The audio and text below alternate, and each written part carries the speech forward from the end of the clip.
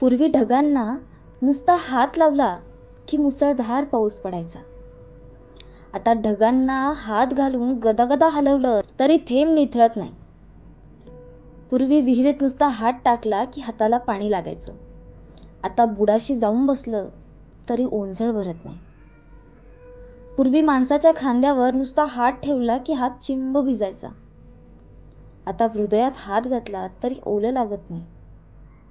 थोडक्यात, हे ढग काय, ही विहीर काय, हा माणूस काय, सरात सरातून पाणी आटत चाललंय, हेच खरं.